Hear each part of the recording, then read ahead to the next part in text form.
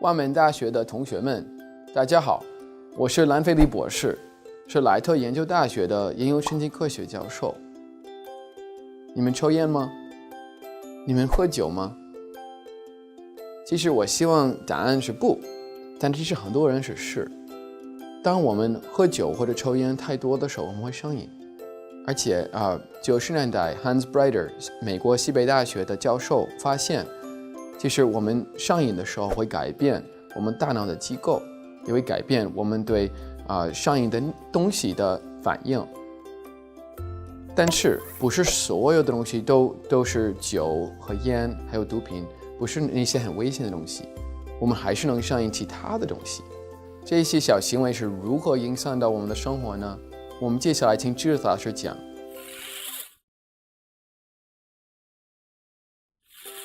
You know, we've all heard about hard addictions like alcohol and drugs, things that people do that actually can kill you. They really can have horrible consequences in your life. But you may not have heard the term soft addictions. Soft addictions is a term that we coined and written about in the Soft Addiction Solution at the Wright Foundation and the Wright Graduate University for the Realization of Human Potential. What are soft addictions? Well, you know, you can die from hard addictions. You don't really die from soft addictions, but you don't really live either. Soft addictions are those seemingly harmless habits like too much social media, too much screen time, over shopping, overeating, getting lost in WeChat, in your smartphone, but checking your email, whatever it is that you're doing, overdoing these normal everyday activities that we so often overdo, and we don't really realize the cost that they have to us. They obviously take time, oftentimes cost money, but they also mute our consciousness. They numb our feelings. They make us numb and in a trance, kind of in a zone. We're not all there. And these really have a cost to us that we're not always aware of. And we're all doing it. I'm sure you can recognize all these things, whether it's food or your smartphone or your computer or screen time. These are the kinds of things that we're all doing and overdoing that have a cost in our life. So let's look at that. What are these kinds of soft addictions? Well, we've come up with 4 categories. And the first one is just activities, the things that we do. And that could be shopping or overeating or overusing our technology, getting lost in these kinds of things, getting really overusing things, the things that we do. There's another category called avoidances, the things we don't do. We procrastinate, we don't engage, we put things off. That can be addictive as well. A third one's kind of surprising that we found in our research, and it's moods or ways of being can become reflexive and addictive as well. You might know people who are perpetually cranky, or they always are doom and gloom and sad, or people that are always sarcastic, or always making jokes. But that can be kind of a habit too. When you become uncomfortable, you crack a joke, or you have a kind of a mood addiction. And we all can get caught in these moods or ways of being addictions as well. The minute we have an uncomfortable feeling, sometimes we automatically snap to that kind of mood or that way of being that can become addictive as well. And the fourth one is kind of a combination. We can get kind of addicted to things, and things that can be like, maybe you get addicted to brand names or fashion, certain things. It has to be a particular fashion, a particular brand that really is something. It can be things that are edible or consumable. So it could be something that you buy. Oftentimes people get addicted to chips. They have to have chips. Chips are their favorite thing. Or maybe it's chocolate. Or maybe it's a particular kind of coffee, but it has to be exactly that kind. If someone has an addiction to chocolate, it has to be an exact special brand with a certain amount of cocoa in it and a certain amount of dark chocolate and fat. Like, it's really specific, and it has to be that exact thing that you consume or that you have to buy. And we can get people who have collections of things. Maybe they collect music, or they collect little figurines. Those can be things that we can become addicted to as well. So activities, avoidances, moods, ways of being, and just things, consumable or edible. So if you want to know if you have a soft addiction, let me give you a test.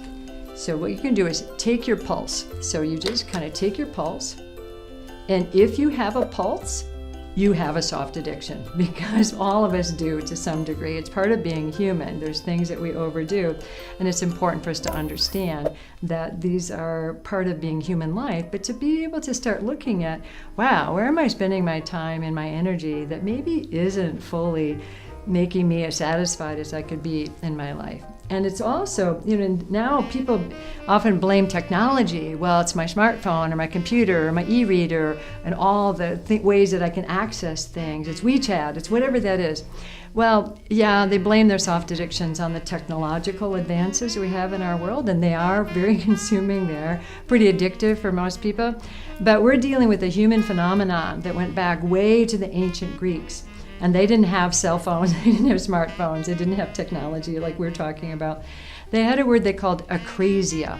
And akrasia meant doing things you know aren't good for you, or not doing the things you know are good for you. And I think we all could admit we're sometimes guilty of not doing the things we know are good for us and doing things we know are kind of bad for us. We know they aren't good, but yet we do them anyway.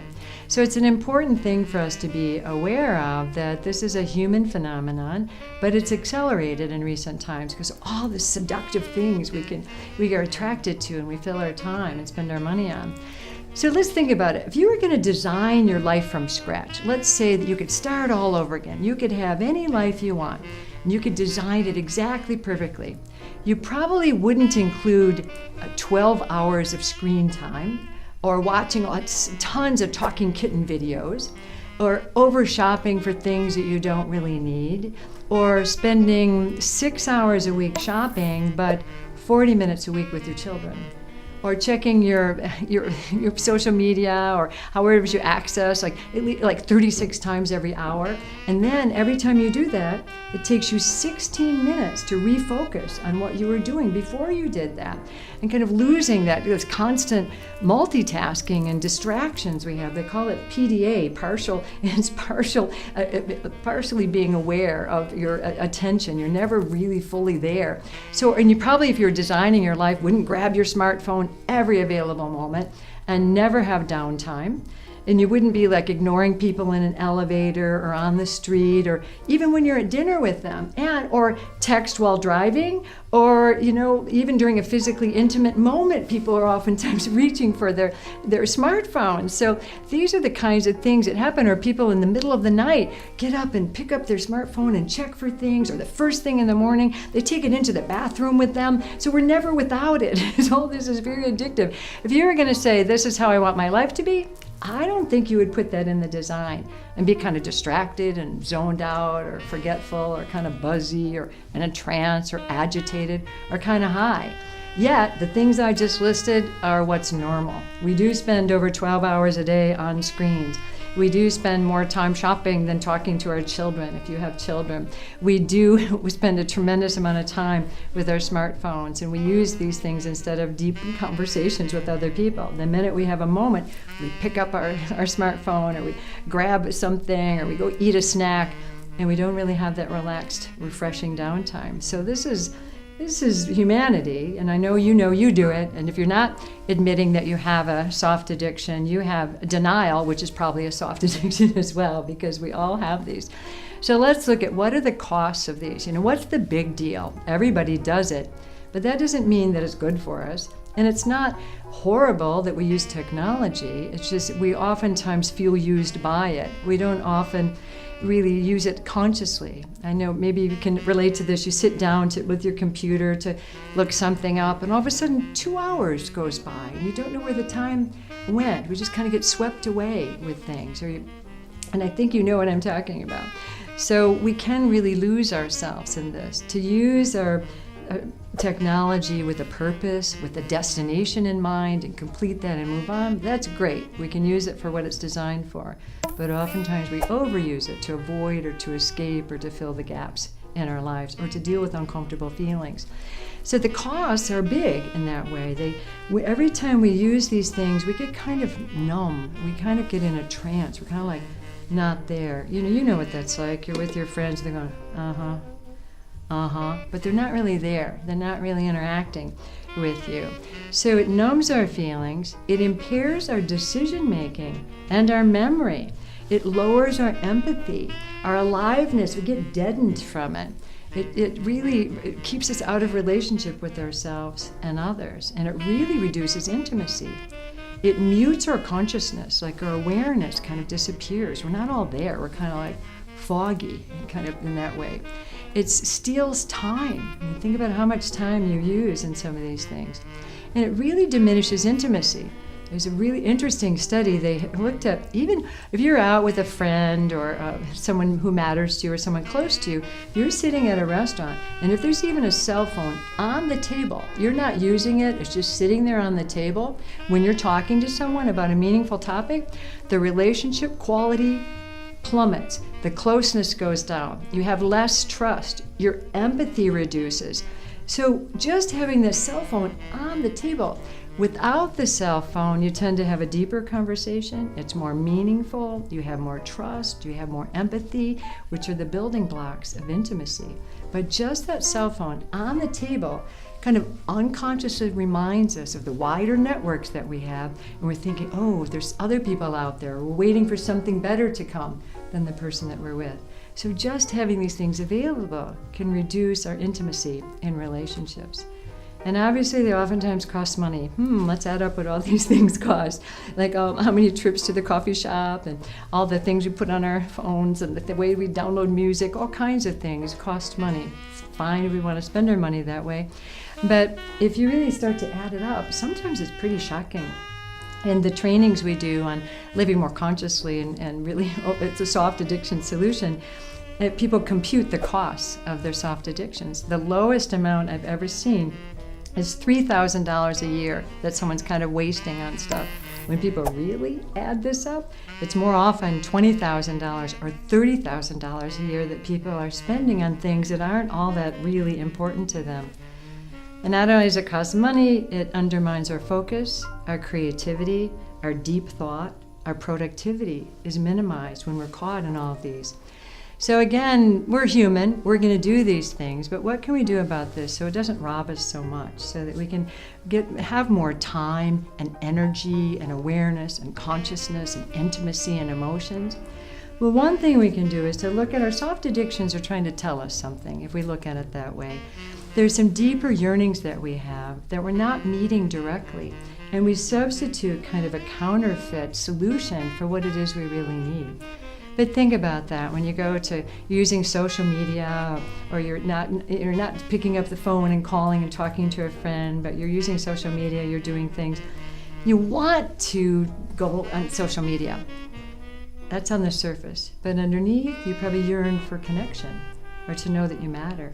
You might want a big bowl of ice cream or dessert or something sweet, but underneath, you may be yearning for sweetness or comfort in your life. But every soft addiction is really indicating we have an unmet need, an unmet yearning.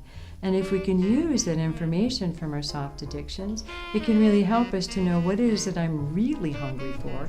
And chances are it's not those chips, it's something else in our lives. And they can lead us to what it is we really deeply desire. And if we're overusing social media, for example, and we can understand, wow, I really do yearn to connect. I yearn to belong. I yearn to matter. But no amount of the addictive behaviors can actually fill that deeper yearning. But if we know that, we can get together with our friends face to face rather than through electronic media and through social media and other means.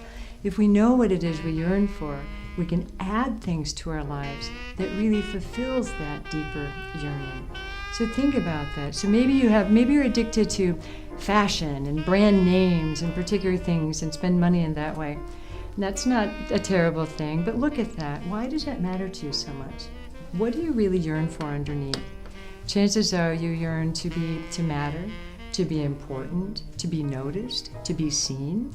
There's a lot of other ways to do that other than spending your money on fashion brands all the time. You can take responsibility to have people know you, to voice your opinion, not just wear brand names on your body. Every time you can look at what is my soft addiction trying to tell me? What do I yearn for underneath it? Then add things to your life that meet that deeper yearning. You'll start naturally relaxing the hold that your soft addictions have on you. It's way more satisfying to be with someone face to face, heart to heart. That's the only way we can get our social needs deeply met. Because at the surface level, our wanting and our craving activates a pleasure center of our brains, but it's the one that's fueled by dopamine. It just gives us a little bit of a high, a little bit of a rush, but it never satisfies us. If we can actually see what do I yearn for underneath that and meet that, really have that connection, have the comfort, do the things that actually help us meet that deep need, then we activate another pleasure center of our brains, which is the satisfaction center, or what we call the yearning center. And that's where we can experience just bliss and satisfaction and a sense of well-being. So you really don't have to give anything up. You don't have to throw away your smartphone or get rid of your computer or never drink coffee again. But if you look at that, if you want the coffee, chances are you're really yearning for a sense of aliveness, for a sense of energy. Maybe you could go for a run. Maybe you can dance instead. But to really look at what would really meet that deeper yearning. So you don't have to give anything up. But what you can do, well, maybe reduce it a little bit, but add things to your life. We call that the math of more, adding more beautiful things to your life that actually meet those deeper yearnings. And then you start to relax the hold that the addictions have on you. And you can use your cell phone and your smartphone for what it's designed for, but not be addicted to it. You can eat a couple chips, but you don't have to inhale the whole bag because you're meeting your deeper yearnings. So don't try to get rid of them totally. They're not all bad, but do learn from them. They're trying to get your attention, letting you know we have some yearnings, we have some needs, we have some desires that you're not meeting. And the more we do this, the less likely we are to really meet what those pure human desires are. And we all deserve to be satisfied and to meet those yearnings and to use things in their proper way and to be more fulfilled and satisfied. So that's the great lesson that our soft addictions can teach us if we learn to decode them and to meet those needs directly instead. So I wish you many, many fulfilled yearnings, being deeply satisfied, learning what it is that you really need deep inside. Meet those yearnings so you can be really satisfied and use things in their proper way. So your life can be a beautiful, conscious, awake, felt journey with total awareness and satisfaction. That's my wish for you.